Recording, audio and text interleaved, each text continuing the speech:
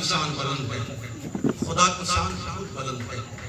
حضرت جبرائیل سے مصطفیٰ جان رحمت نے پوچھا تھا، اے جبرائیل اگر کوئی بندہ کہتا ہے سجدے میں سبحان ربی الاعلیٰ تو اللہ کیا کہتا ہے؟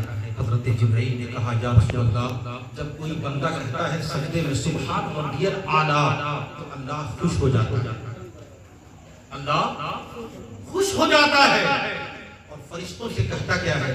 دیکھو فرشتوں، بندہ نے مجھے دیکھا نہیں پھر بھی جھکا ہے تو میری بارگاہ میں جھکا ہے، سجدہ کر رہا ہے تو میری بارگاہ میں کر رہا ہے، کہتا ہے سبحان ربی الاعلیٰ، پاک ہے وہ ذات جو سب سے بلند ہے، سب سے اعلیٰ ہے۔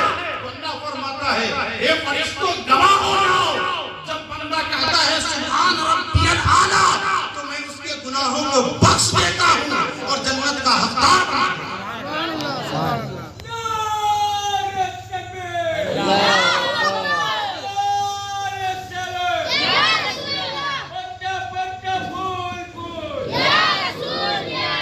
لیکن مسلمانوں کا حال یہ ہے، خصوصاً جمعہ کے دن سب کب پہنچتے ہیں؟ جب امام خطبے پر بیٹھ جاتا ہے تب پہنچتے ہیں، سوچتے ہیں ابھی بہت وقت باقی ہے، دکان بند کرنا ہے، نہانا ہے، پھر جانا ہے۔ میں بتاؤں آپ کو جب جمعہ کی اذان ہوتی ہے اس وقت فرشتے رجسٹر لے کر بیٹھ جاتے ہیں، مسجد کے گیٹ پر رجسٹر لے کر بیٹھ جاتے ہیں، اور جو پہلے آتا ہے اسے زیادہ ثواب دیتے ہیں، اس کے بعد والوں کو ثواب دیتے ہیں، اس کے بعد والوں کو لکھتے ہیں، حتیٰ کہ جب امام منبر پر بیٹھ جاتے ہیں خطبہ دینے کے لیے اس وقت فرشتے رجسٹر بند کر کے وہ خود خطبہ سنتے ہیں، اس کے بعد کون آ رہا ہے اس کا نام اس رجسٹر میں درج نہیں کیا جاتا ہے۔ مسلمانوں اگر جمعہ کی نماز پڑھتے ہو تو چاہیے آذان ہو، قرآن بھی یہی کہتا ہے کہ جب جمعہ کی آذان کہی جائے تو دکانوں کو بند کر دو، مکانوں سے نکل جاؤ، فصو الی ذکر اللہ، اللہ کے ذکر کی طرف سیر کرو، دوڑ جاؤ، مسجد پہنچ جاؤ، آذان ہو مسجد پہنچ جاؤ، اور پہنچ کر کے اللہ کی تسبیح بیان کرو، وہاں نفل پڑھو، سنت پڑھو، تاکہ فرشتے جو بیٹھے ہیں تمہارا نام بھی رجسٹر میں درج ہو جائے۔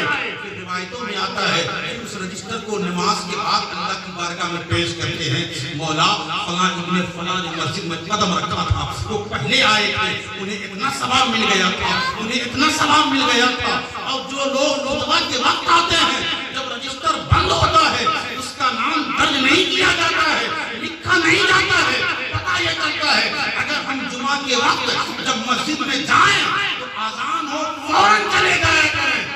مصطفیٰ فرماتے ہیں جو نماز کے انتظار میں بیٹھا کرتا ہے گویا وہ نماز میں بیٹھا کرتا ہے، جو نماز کے لیے انتظار کیا کرتا ہے گویا وہ نماز بھی پڑھا کرتا ہے، اس کا بھی شمار عبادت میں ہوا کرتا ہے۔ تو ہمیں اور آپ کو چاہیے ہم خطبہ کے وقت مسجد میں نہ جایا کریں، آذان ہو چلے جایا کریں، تاکہ ہمارا بھی نیکی میں کام اور نام شمار ہو جائے، ہم یہاں بھی کامیاب ہو جائیں وہاں بھی کامیاب ہو جائیں۔ اور حضور سے محبت کرتے ہیں تو میں بتاؤں کہ جب بھی حضور کا نام آئے نا تو اپنے انگوٹھوں کو لگا کر کام لیا کریں۔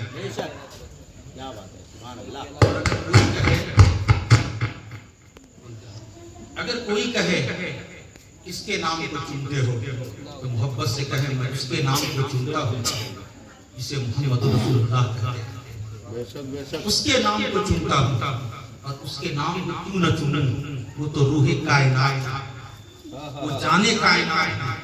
اگر ان کے نام کو نہ چنا جائے تو اس کے نام کو چنا جائے، ان کے نام پر ہی تو اللہ شفاعت عطا فرمائے گا، اللہ جنت عطا فرمائے گا، اللہ گناہوں کو بخش دے گا۔ یار اگر کوئی نانا ہے اور نواسا دوڑ کر کے آ جائے تو اٹھا کر محبت سے بوسہ دینے لگتا ہے، چومنے لگتا ہے، دادا موجود ہے پوتا دوڑ کر کے آ رہا ہے تو محبت سے چومنے لگتا ہے، بوسہ دینے لگتا ہے، پوچھا جاتا ہے آپ کیوں چوم رہے ہو؟ کہا یہ میرا نواسا ہے، میں اس سے بے حد محبت کرتا ہوں۔ دادا سے کہا جاتا ہے آپ کیوں چوم رہے ہو؟ تو کہتے کیا ہے یہ میرا اکلوتا پوتا ہے، میں اس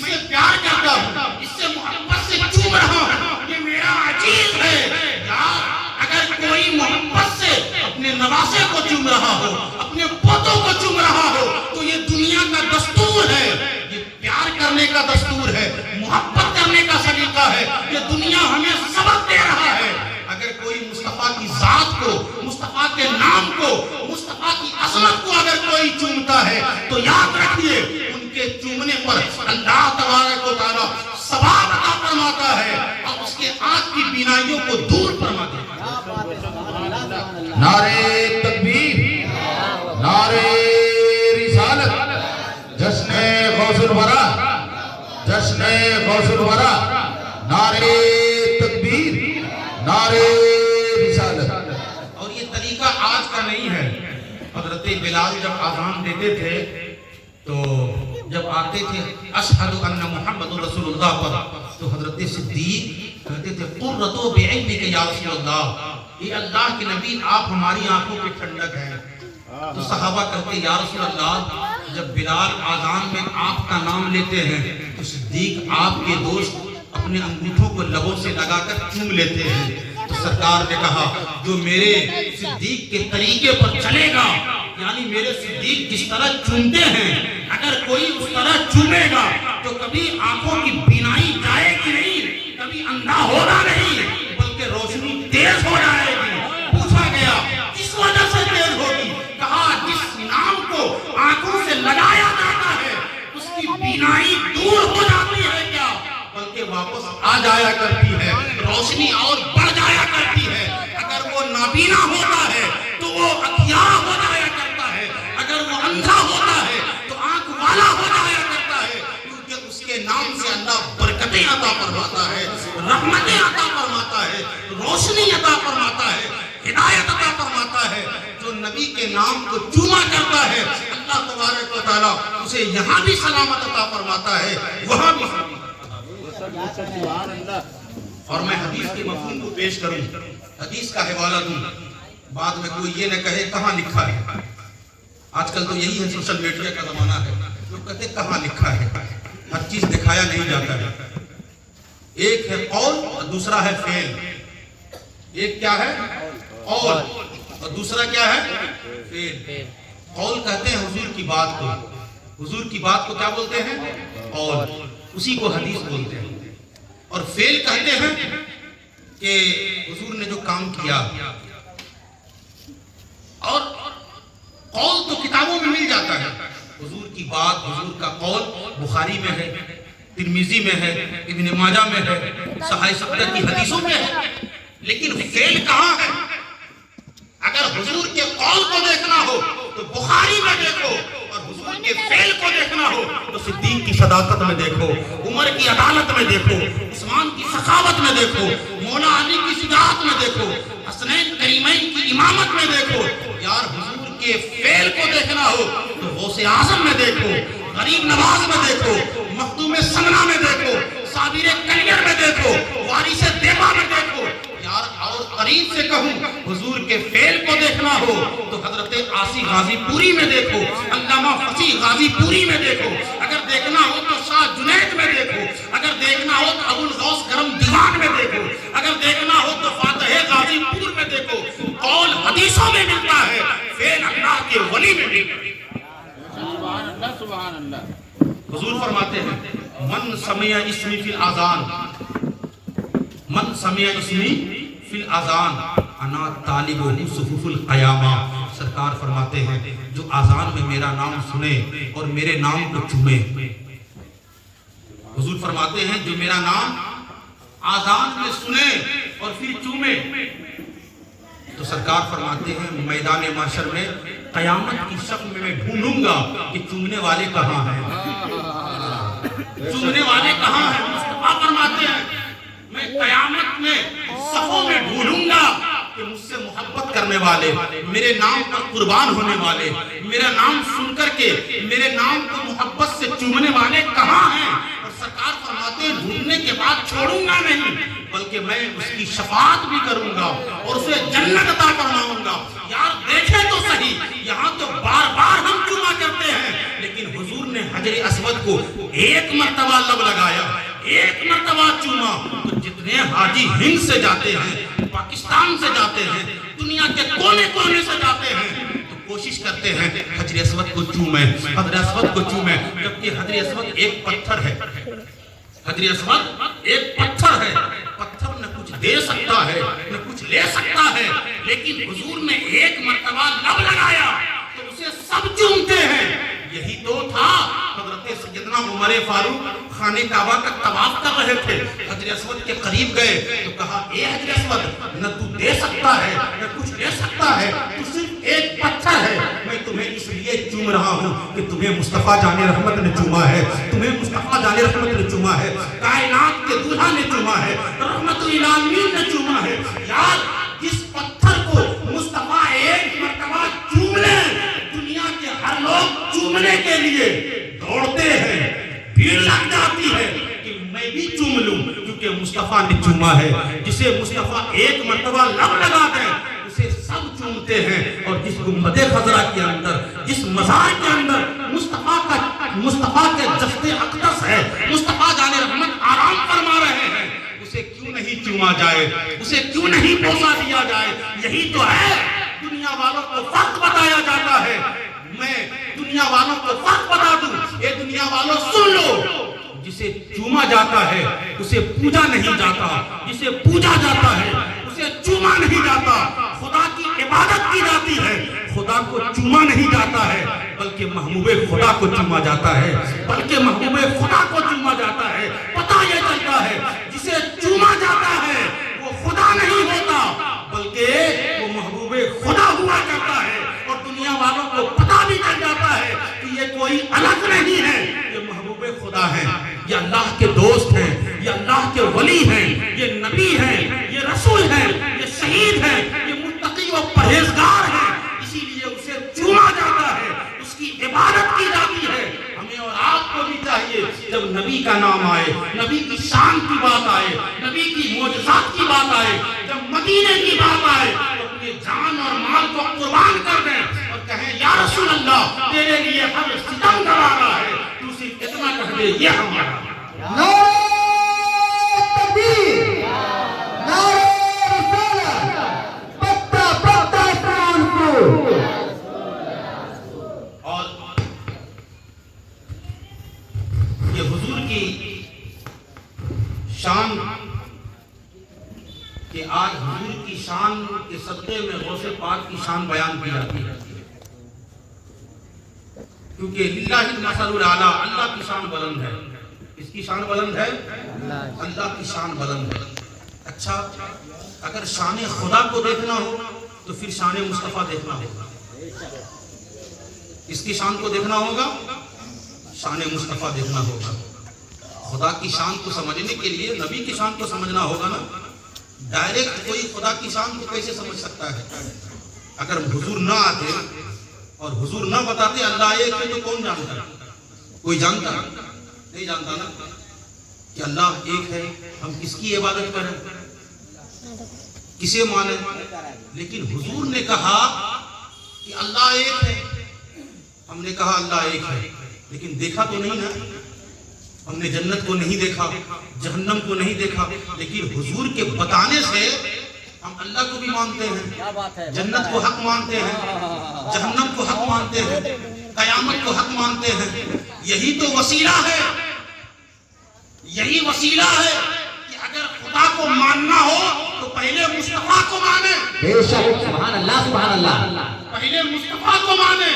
اب قرآن بھی یہی کہتا ہے وَلَوْ أَنَّهُمْ إِذْ ظَلَمُوا أَنفُسَهُمْ جاؤ کا، اے محبوب اگر کوئی اپنے نفس پر ظلم کرے انہیں چاہیے کہ آپ کی بارگاہ میں آئے، اگر خطا کار ہو، گناہگار ہو، سیاہکار ہو، اللہ فرماتا ہے اعلان فرما دو محبوب اگر کوئی ظلم کرتا ہے اپنے نفس پر تو اسے چاہیے کہ آپ کی بارگاہ میں آئے، اگر آپ ان کی خطاؤں کو معاف کر دیں گے تو اللہ بھی معاف کر دے گا۔ پتہ یہ چلتا ہے رب کی بارگاہ میں جانے سے پہلے مصطفیٰ کی بارگاہ میں جانا ہوگا، اور جب مصطفیٰ کی بارگاہ میں جائیں گے تو نبی کی بارگاہ میں جانے سے پہلے علی کی بارگاہ میں جانا ہوگا، اور علی کی بارگاہ میں جانے سے پہلے غوث اعظم کی بارگاہ میں جانا ہوگا۔ بے شک، سبحان اللہ، سبحان اللہ، نعرہ تکبیر، نعرہ رسالت، جشن غوث اعظم۔ شان بلند ہے. اگر خدا کی شان کو جاننا ہو تو مصطفیٰ کی شان کو دیکھیں, اور اگر مصطفیٰ کی شان کو دیکھنا ہو تو پھر شیخ عبد القادر جیلانی کی شان کو دیکھیں. حضرت سلیمان علیہ السلام کو ولی ملے, آصف بن برقیہ. آج لوگ کہتے ہیں نا معاذ اللہ کہ مزاروں پر کیوں جاتے ہو, بہت سارے لوگ ہیں مزاروں پر کیوں جاتے ہو. میں نے کہا وہ بلاتے ہیں تب جاتے ہیں, ورنہ اس پرفتن دور میں کون جاتا ہے, کون جاتا ہے. اچھا اگر جانا ہی منع تھا تو ہم سے پہلے 786 سال سے بھی پہلے سرکار غریب نواز سے بڑا عالم کون ہوگا؟ بے شک, سبحان اللہ سبحان اللہ.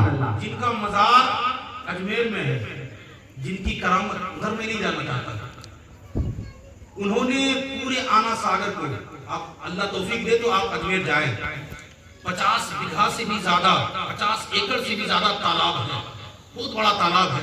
اس پورے تالاب کو آپ نے ایک پیالے میں سما دیا, اور اس وقت سمایا تھا جبکہ راجہ پرتھوی راج نے مسلمانوں کے اوپر پانی بند کر دیا. حضرت بختیار کاکی تھے, کہا سرکار سب کو پانی ملے گا لیکن مسلمانوں کو نہیں ملے گا. غریب نواز نے مسکرایا اور کہا بیٹا یہ کربلا نہیں ہے, بیٹا یہ کربلا نہیں ہے, وہ کربلا تھا کہ نہر فرات پر پارا تھا اور میرے نانا نے صبر کیا, اس لیے صبر کیا کہ وہاں اسلام بچانا تھا, اس لیے حسین نے صبر کیا. یہاں اس کا بیٹا حسن معین الدین حسن سنجری یہاں صبر نہیں کرے گا. اگر پانی بند کرے گا تو معین الدین اس کے لیے بھی پانی بند کر دے گا, اگر کوئی معین الدین کے لیے دانا بند کر دے گا اس کے لیے بھی بند کر دے گا. بختیار کاکی نے کہا حضور ایسا کیوں؟ کہا وہاں کربلا میں اسلام کو بچانا تھا اور ہند میں اسلام کو پھیلانا ہے. نعرہ تکبیر, نعرہ رسالت.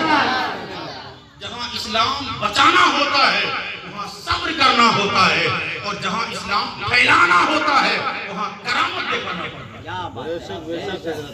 آج ہندوستان کی سرزمین پر جو ہم کلمہ پڑھتے ہیں یہ غریب نواز کی دین ہے.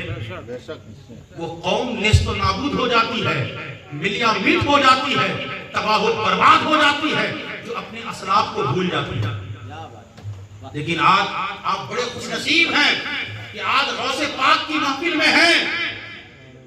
تاریخ بتاتی یہ ہے کہ پورا کا پورا آنا ساگر ایک کوزے میں آ گیا, پورا تالاب بھر گیا, سوکھ گیا.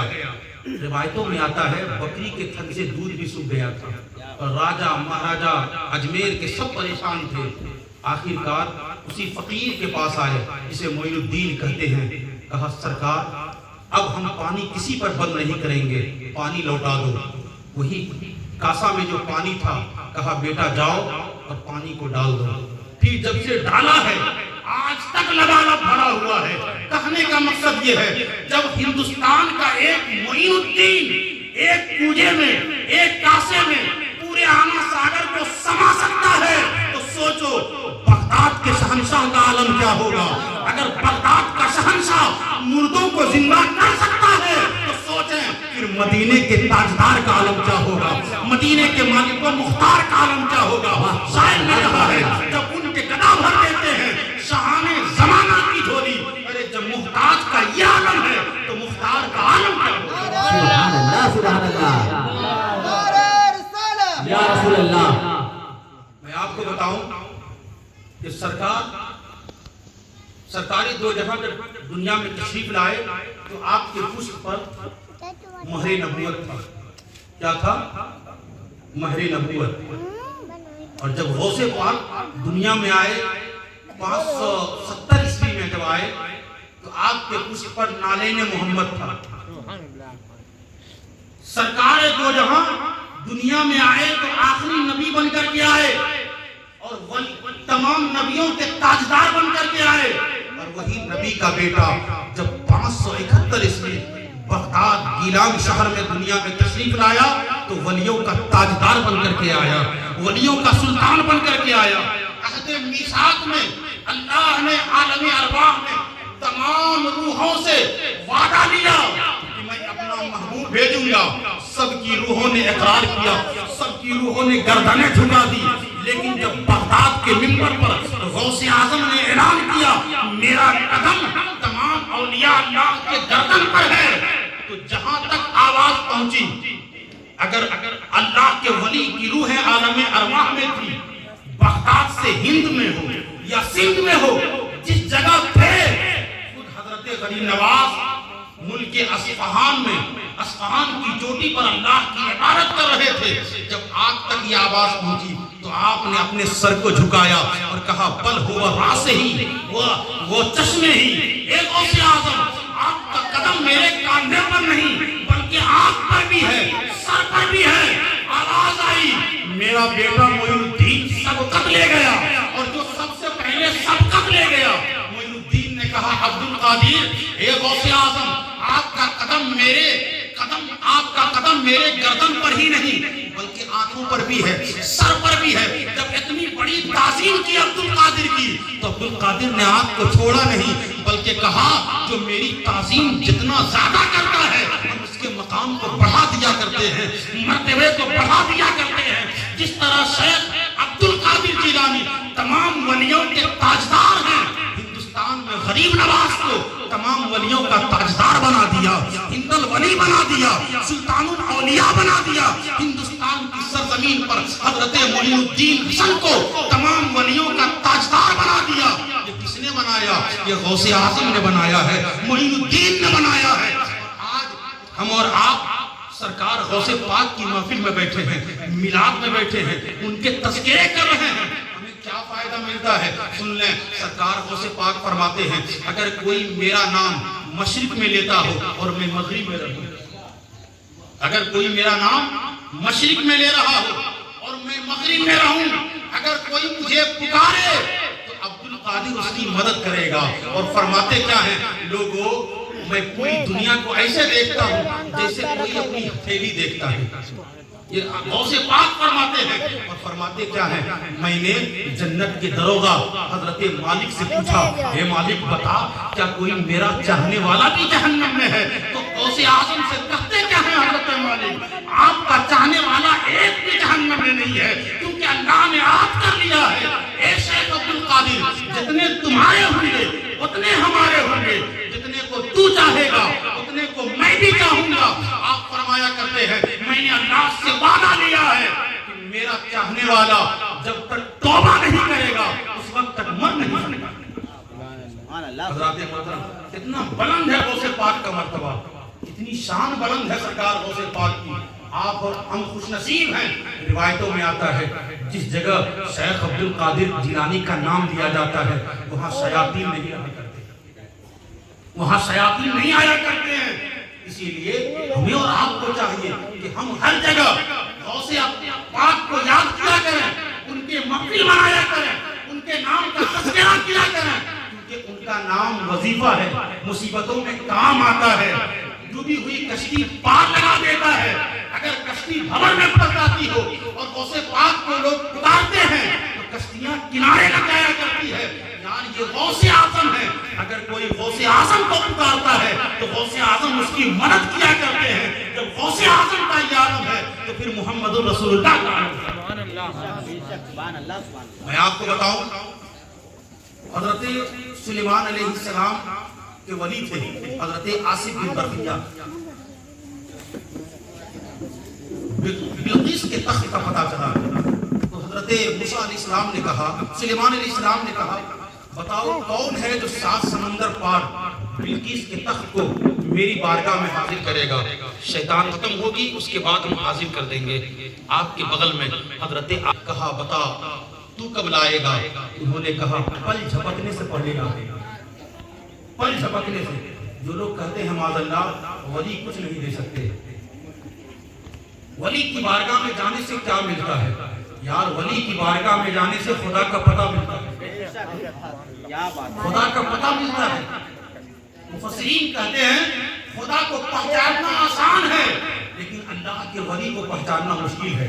کیونکہ صفات میں، ذات میں اللہ مخلوق سے سب سے الگ ہے، اسی لیے اللہ کو پہچاننا آسان ہے، لیکن اللہ کے ولی کو پہچاننا اس لیے مشکل ہے، وہ ہمارے اور آپ کے درمیان رہتے ہیں، ہمارے اور آپ کے درمیان سویا کرتے ہیں، کھایا کرتے ہیں، ہم اور آپ کی شکل میں رہا کرتے ہیں، لیکن پہچانتے نہیں۔ حضور فرماتے ہیں جہاں 40 مسلمان ہوا کرتے ہیں وہاں ایک اللہ کا ولی ہوا کرتا ہے، اللہ کا دوست ہوا کرتا ہے، اور فرمایا جاتا ہے وہ جب بولتے ہیں اپنی مرضی سے نہیں، وہی بولا کرتے ہیں رب کی مرضی ہوا کرتی ہے، وہی دیکھا کرتے ہیں جو رب کی مرضی ہوا کرتی ہے، اسی پر رہا کرتے ہیں جو رب کی مرضی ہوا کرتی ہے، اسی پر قناعت کیا کرتے ہیں جو رب کی مرضی ہوا کرتی ہے۔ پتہ یہ چلتا ہے دیتا اللہ ہے، لیکن اللہ ڈائریکٹ نہیں دیتا، وسیلے سے دیتا ہے، ذریعے سے دیتا ہے۔ دیکھیں تو صحیح، مثال کے لیے سمجھا دوں کہ اگر ہم کہیں جائیں، مثال کے طور پر اگر ہم کوٹ جائیں، لوگ کہتے ہیں جو کچھ مانگنا ہے ڈائریکٹ اللہ سے مانگو، یار ہم تو اللہ ہی سے مانگتے ہیں، ڈائریکٹ اللہ ہی دیتا ہے، لیکن اللہ اپنے خاص بندوں کے وسیلے سے دیتا ہے، اپنے ذریعے سے دیتا ہے، اپنے محبوبین کے ذریعے سے دیتا ہے۔ دیکھیں تو صحیح، اگر ڈائریکٹ اگر ہم جج سے ملنا چاہیں تو دھتکار دیے جائیں گے، بھگا دیے جائیں گے، کہا جائے گا جاؤ اس کے پیو سے ملو، وکیل سے لکھوا کر کے لاؤ تب میرے پاس آنا ہوگا۔ یہ دنیا کا دستور ہے، ڈائریکٹ ہم دنیا کے حاکم سے نہیں مل سکتے ہیں۔ تو سوچئے ہم ڈائریکٹ احکم الحاکمین سے کیسے مل سکتے ہیں؟ احکم الحاکمین کی بارگاہ میں جانے سے پہلے اللہ کے دوست کی بارگاہ میں جانا ہوگا، اللہ کے محبوبین کی بارگاہ میں جانا ہوگا۔ دیکھیں تو صحیح، میں نے پہلے ہی مثال دیا تھا، کچھ دن پہلے یہ مثال ہم نے عام کر دیا تھا۔ موت، روح کون قبض کرتا ہے؟ آپ سبھی بولیں، روح کون قبض کرتا ہے؟ اللہ تعالیٰ، اللہ ہی نے کرتا ہے، لیکن اللہ ڈائریکٹ روح نہیں قبض کرتا۔ روح قبض کرنے کے لیے اللہ نے حضرت اسرائیل کو پیدا کیا ہے۔ بارش کون برساتا ہے؟ ہم سب کہتے ہیں اللہ بارش برساتا ہے، لیکن اللہ ڈائریکٹ نہیں برساتا۔ بارش برسانے کے لیے اللہ نے میکائیل علیہ السلام کو مقرر کر دیا ہے۔ روزی اللہ ہی دیتا ہے، لیکن ڈائریکٹ نہیں دیتا، ڈائریکٹ نہیں دیتا۔ روزی گھر گھر پہنچانے کے لیے تقدیر میں کس کو کیا ملے گا، قسمت میں کس کے کیا ہے، اس کے لیے اللہ نے حضرت میکائیل علیہ السلام کو پیدا کیا ہے۔ اللہ کا پیغام ڈائریکٹ نبیوں پر نہیں آتا ہے، اس کے لیے اللہ نے بیچ میں حضرت جبرائیل کا وسیلہ بنایا ہے۔ کہا میں دوں گا، جبرائیل کے ذریعے سے دوں گا، بارش دوں گا لیکن میکائیل کے ذریعے سے دوں گا۔ اگر میں روح کو قبض کروں گا تو حضرت اسرائیل کے ذریعے سے کروں گا۔ اگر میں تمہیں روزی دوں گا تو میں تجھے حضرت اسرافیل اور میکائیل کے ذریعے میں ان تمام امور کو دوں گا۔ یہ مقرر فرشتے ہیں، میرا یہ نظام کو سنبھالتے ہیں، میرے کام کو سنبھالتے ہیں، تم تک یہ روزی پہنچاتے ہیں۔ پتہ یہ چلتا ہے اللہ کا نظام ڈائریکٹ نہیں چلتا، اس کے چلانے کے لیے اللہ نے فرشتوں کو پیدا کیا ہے۔ اسی لیے اے غلامان محمد، اے عاشقان غوث، تمہیں بھی چاہیے اگر اللہ تک پہنچنا ہو تو پہلے محمد رسول اللہ تک پہنچو۔ جو محمد رسول اللہ تک پہنچ جاتا ہے وہ اللہ تک خود پہنچ جاتا ہے۔ بے شک، سبحان اللہ، سبحان اللہ۔ وَلِلَّهِ الْمَثَلُ الْأَعْلَىٰ، اللہ کی شان بلند ہے۔ اگر خدا کی شان کو دیکھنا ہو تو مصطفیٰ کی شان کو دیکھنا ہوگا۔ اور جانتے ہیں جہاں تک مصطفیٰ جان رحمت کی رسالت ہے وہاں تک غوث پاک کی ولایت ہے۔ جہاں کے مصطفیٰ رسول ہیں وہاں تک کے لیے حضرت غوث پاک ولی ہیں۔ اور دیکھیں تو صحیح کہ آج تعلیم کی کتنی اہمیت ہے۔ آج ہم تعلیم سے دور ہیں۔ جو قوم علم حاصل کرتی ہے وہ کسی سے زیر نہیں ہوتی۔ حضور پر جو پہلی سورہ نازل ہوئی وہ سورہ اقرا ہے، یعنی اللہ نے جو پہلی سورہ کو نازل کیا وہ کیا ہے؟ سورہ اقرا ہے، پڑھیے۔ حضور نے کہا انا بقاری، میں پڑھنے والا نہیں۔ اسی پر طارق مسعود جو کہ مردود ہے، اس نے کہا معاذ اللہ حضور کو لکھنا نہیں آتا تھا، پڑھنا نہیں آتا تھا۔ حضرات ایسے اسکالر کے تقریر کو نہ سنا کریں، حضور کی شان کو گستاخیاں کرتے ہیں۔ اس نے کہا معاذ اللہ حضور کو لکھنا پڑھنا نہیں آتا تھا۔ اور آپ سورہ حدیبیہ کے اس مضمون کو پڑھیے، جب کفار و مشرکین کے درمیان اور حضور کے درمیان ایک صلح نامہ تیار ہوا، آپ کبھی مطالعہ کریں تو اس میں تھا محمد رسول اللہ، کہ کفار نے کہا کہ آپ اس کو مٹا دیں، ہم اسے برداشت نہیں کر سکتے۔ تو حضور نے کہا اے علی تم اسے مٹا دو۔ تو حضرت مولا علی کا عشق دیکھیں، حضرت مولا علی نے کہا میں نہیں مٹا سکتا، میں نبی کے نام کو نہیں مٹا سکتا ہوں، یہ علی کا عشق ہے۔ حضور نے خود حضرت علی کے ہاتھ سے لیا اور حضرت علی کے ہاتھ سے لے کر اس دستاویز پر حضور نے لکھا محمد ابن عبداللہ، محمد ابن عبداللہ حضور نے خود لکھا۔ مثال کے طور پر حضور نے حضرت بلال کو آذان سکھایا، لیکن حضور نے آذان نہیں دیا۔ حضور نے کبھی آذان نہیں دیا۔ حضور نے کیوں نہیں دیا؟ آپ کبھی غور کیے؟ حضور نے آذان اس لیے نہ دیا، اگر حضور آذان دیتے تو سب کو آنا فرض ہو جاتا۔ کیا بات ہے۔ آج جو لوگ جمعہ جاتے ہیں وہ بھی پھنس جاتے ہیں، جو بہانہ بناتے ہیں کیا کریں حضرت فرصت نہیں ہے، ظہر میں ادھر ادھر، عصر میں کسر مسر، مغرب میں تھے نہیں، عشاء میں سو گئے اور فجر میں اٹھے نہیں، پانچوں نمازیں غل ہو جاتی ہیں۔ لیکن حضور نے آذان دی، کب آذان دی؟ حضرت امام حسین اور حضرت امام حسن کے کان میں حضور نے آذان دی۔ اگر حضور آذان دیتے تو یہ واجب اور فرض ہو جاتا، جو لوگ نہیں آتے وہ گناہگار ہوتے اور ایمان سے نکل جاتے۔ لیکن حضور نے ایسے فرد کے کان میں آذان دی کہ حضور کو پتا تھا میں اگر امام حسن کے کان میں آذان دوں گا، امام حسین کے کان میں آذان دوں گا تو یہ میرے شریعت کی بھی حفاظت کرے گا، میرے قرآن کی بھی حفاظت کرے گا، میرے دین کی حفاظت کرے گا، اور ان کی نسل میں جو اولادیں آئیں گی وہ بھی میرے دین کی حفاظت کریں گی، میری شریعت کی حفاظت کریں گی۔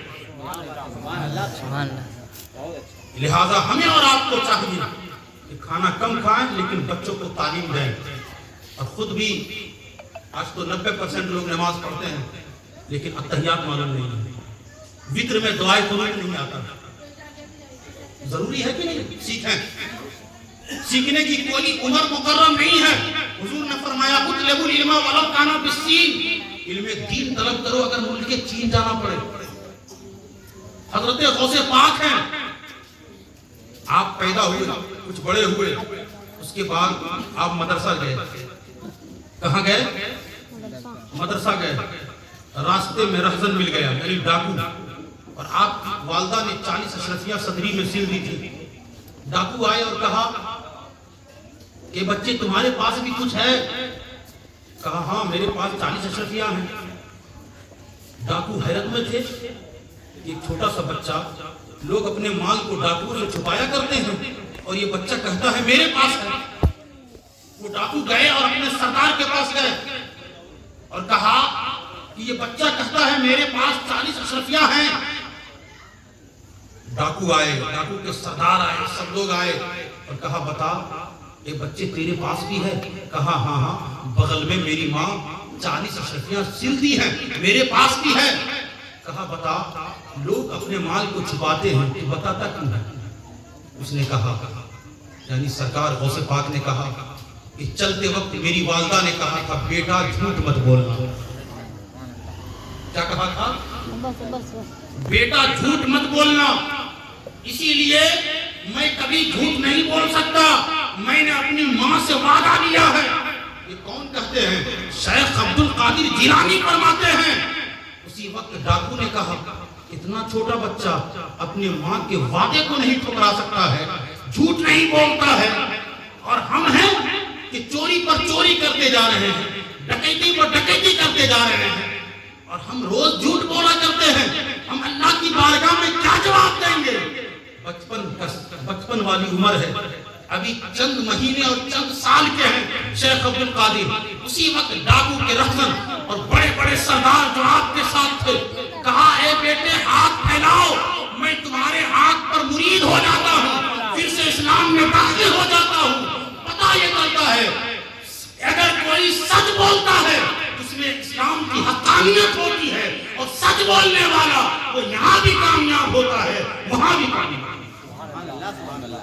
बचपन में ही डाकू और डाकुओं के सरदार आप पर के हाथों पर कलमा पढ़ करके इस्लाम में दाखिल हो गए। और दूसरी ये है कि गौसे पाक बहुत पीराने पीर हैं, रोशन ज़मीर हैं, लेकिन वो भी कहाँ जा रहे हैं? मदरसा जा रहे हैं पढ़ने के लिए।